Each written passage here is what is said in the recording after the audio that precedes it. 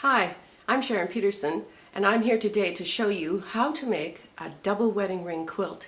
Now, I know for some people it's an absolutely terrifying thought. As a matter of fact, that's how I felt about double wedding ring when I first fell in love with double wedding ring quilts, because this is what I saw, and when I looked at the pattern and realized that I would have to sew a concave curve to a convex curve, I realized that this was something that I wasn't going to try. My frustration level just wasn't that great. So I went out and bought one, and I love this quilt. It's been in my bedroom for years and years and years. But things have changed a lot since this quilt was made. And now the technique is so easy that even a beginner can do it. And I mean a beginner. The quilt that's hanging behind me was the very first quilt. The very first quilt, you heard me, that was made by Sarah Ritchie. And she's let us use it as our backdrop today, so we can say to you, even an absolute beginner can do it. So I'm going to get myself organized here, and I'm going to show you how easy it is so you too can make a beautiful double wedding ring quilt.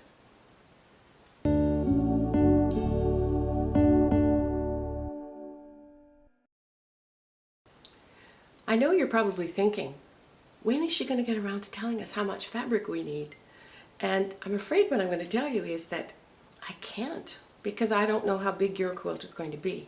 But what I can tell you is we're working on a 12-inch finished square, which means your background has to be a 12.5-inch block. And in the PDF, you'll see the fabric requirements for a wall hanging, which I've made 3 or 4 of, and you will see them all in the trunk show. But if you decide to make a queen size or a king size, I don't know how many colors of fabric you're going to want to use. So with the information in the PDF of the block sizes, you'll have to sit down with your calculator and figure it out. And of course what that means is you have to visit the quilt shop and buy some more, doesn't it? So we have a 12.5-inch background square here.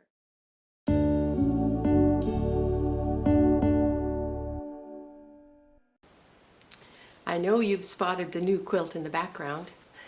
Wedded Roses, it's called, and what we're going to talk about now are options and decisions, because at this stage we can still do lots of stuff to this block, including applique or machine embroidery. So if you chose the machine embroidery option, you're going to hoop your foundation and position your square, and the machine will do the placement stitch. Welcome to the Double Wedding Ring trunk show. I'm going to start showing you double wedding ring quilts that I made quite a while ago actually, and of course now we know we can do it the reversible way. So the first few I'm going to show you are the more conventional way of doing it, assuming that you consider doing an applique version of it conventional. And this first one, I actually was playing with the very first version of electric quilt that I had, and I did the design on electric quilt, and I used electric quilt to create the templates for the arcs because this is a much smaller block. We've included pictures, again computer generated on electric quilt, with the sashing all navy blue and sashing all the bright pinky orange fabric. So you can have a look and see if either of those appeal to you. So that concludes our trunk show and this DVD. I hope you've enjoyed watching the progression of how to develop double wedding ring quilts from the very earliest one to this. And I hope, again, that you'll send us pictures of your double wedding ring quilts with applique or without.